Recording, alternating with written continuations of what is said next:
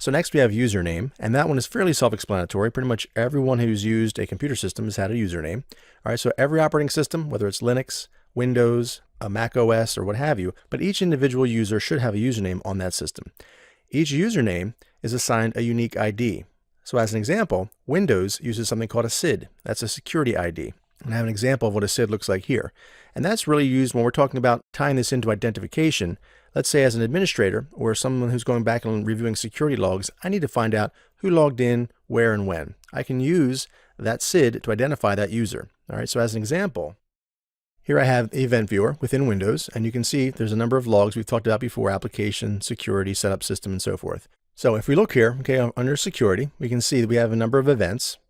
On this specific one, we have a log off event, right? Task category. So it tells us that the security ID for this machine name, CDR desktop, and the username, CDR, that person logged in or logged off, whatever the case might be.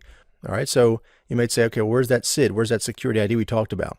Well, if we look in the details section, you'll see the target user SID, and there's the actual SID that is mapped to my username. Okay, so the username, CDR, that is there basically for human kind of recognition. Okay, that's something we can remember. It's going to be very difficult for us to remember this long SID, right?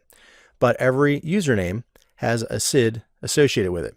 So incidentally, not to go off on too much of a tangent, but this SID is unique for every single user that's created. Okay, no two are alike. So if I were to actually delete this user account, right? If I were to delete the user CDR and then turn back around maybe an hour later or a week later and recreate that user account with the same username, it would actually have a different SID. Okay, so they're not the same. So just something to keep in mind, but that's where that comes into play. Each operating system has unique identifiers that map to a username.